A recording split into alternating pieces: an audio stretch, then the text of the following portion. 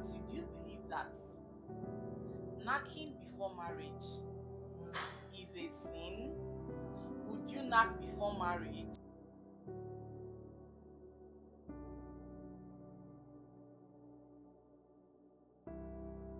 I am Amaka And and I'm OLGA. OLGA. So today we're going to be discussing the topic. What topic are we discussing today? The ideal man to choose. Okay, the ideal man to choose. So guys, my opinion of an ideal man to choose for every lady out there is a compassionate man. That is my own idea of the kind of man every lady should look out for. Yeah. What kind of man do you think every lady should look out for? I'll go with you on that. And Why would you go with me on that? Because I said. and then wait, no, that was what I was Okay. going to say. And I also think, well, being compassionate involves loving and caring, so it still Okay, covers what about everything. the money But part? chill, for me, Okay. sex has to be lit. Like, Say it again. Say it again. Let's hear. the sex has to be lit. Okay, the sweat Yeah, has and to be he lit. has to be compassionate, but he has to, Know how to do the sweat. So can you marry a man that does not know how to do sweat? That is compassionate and has the I money? can try. Let's just wrap around this ideal man thing. And also, I think I'll agree with you on the sweat thing, because I hear a lot of ladies that are married complain about sweat after marriage. I think that thing is an issue. That's For me, I think it's important to, to marry a man that you are compatible with in that aspect. yes. So let me ask you, do you believe that knacking before marriage is a sin? Would you knack before marriage to confirm if you're compatible in the other room with him? Well, would you knack? It depends. No, it's not. In fact, I shouldn't really want to answer that question. Maybe we should let the audience give us their own opinion on that. What is I'll your opinion pass on that one. on knacking before marriage? Would you knack before marriage? Now, for me personally, I would say me, No. not everybody now. For me, I would say I'm not condemning people that knack before marriage.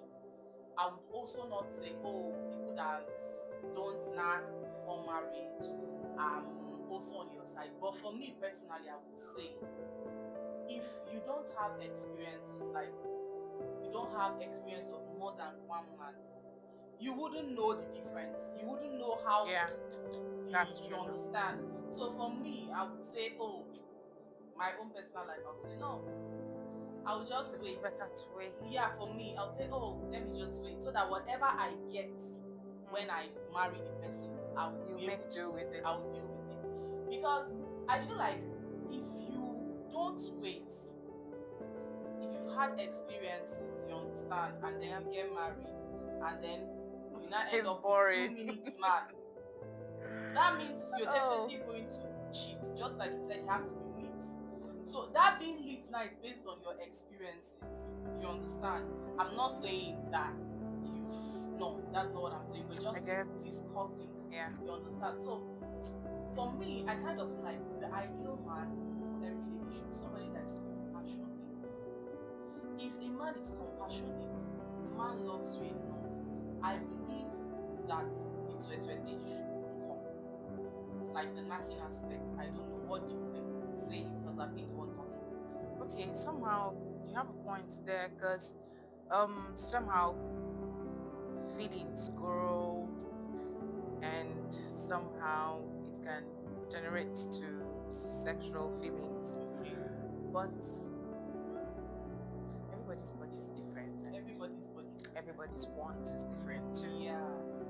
And some people have higher libidos, or what do they call it? Yeah. And some people don't. Yeah, exactly. So some people can see boring sex as wonderful sex. Some people can see the kind of sex that you or someone else might call rough as wonderful. Yeah, and fun. Yeah. So It all depends. I believe. But then that part where you said every woman wants the rough one and the slow motion one. It just depends on the mood. Yes, Yeah, yes. that's my Because sometimes you want to make love, and sometimes you want to have sex, and sometimes you want to fuck. Okay. So, for me, I think those are three different things. Okay, please And educate us. And if you can actually have three at once, then I think it's wonderful. Yeah.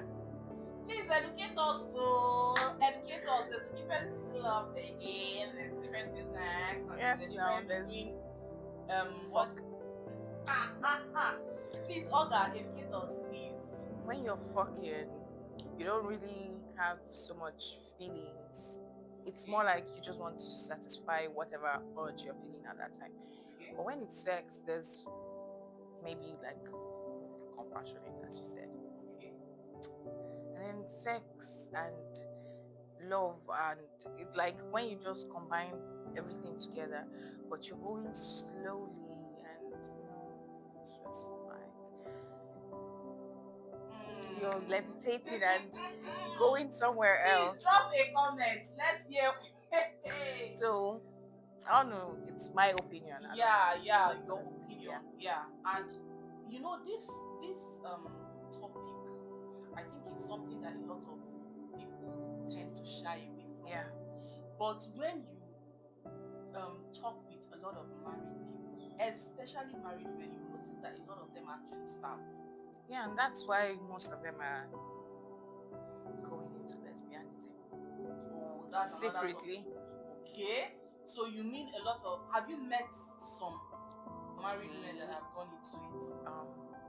I don't want to say in the place I used to stay before I moved to Lagos. I know there were lots of them, and even back then, I remember some of my friends actually did travel from there to Lagos and a couple other states to meet, in quotes, sugar mummies. Oh, really? Yeah. Wow. So, I don't know. Some say when their husband is not satisfying them, but I believe somehow maybe they already have tendencies, or I don't know. Because what do you think that this thing is?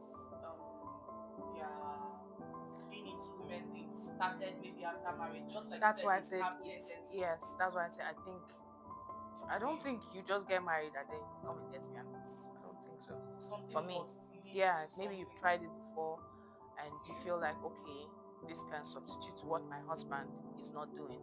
Okay. But for me, I think if I'm not being sexually satisfied, I think it's better for me to do it myself. Really? Yeah. Wow. Okay, let me Please, not, you guys, drop your what comments. Drop your. No, you can say. No. Oh, let me not say it now. Maybe some other time. Okay. Please, this is a very important topic. Please drop your opinion in the comment section. This is a banger. We started this podcast from the kind of the ideal man to pick, and then we are landing it in another topic. But I think this should be a topic for another day. But please, if you have watched this video till this time, please tell me what kind of man you think a lady should choose. What is an ideal man? Who is an ideal man? Is it a man that has money, rich man? Is it a man that is compassionate? A man that is empathetic? That, I think that's the right word, empathetic. A man that is very maybe. Yeah. Or is just the man that give you banger to banger inside the other room. It's not just banger I want to. Don't get me wrong. Okay, It's not just banger. I said compassionate, but that other part has to be linked too. Okay. So you talking about it's very, very important. For me, yes, it is. Okay. Because truth is, because for me, even if you are very rich, okay, yes, you can spoil me with money, but at some point I'll get bored. Okay. Because I can just keep collecting money, but if it's boring, it's boring. Okay. So that the money cannot cover up. Yeah, it can't cover up. Yes, it can just buy you things you can look at and feel, oh, I have these things. But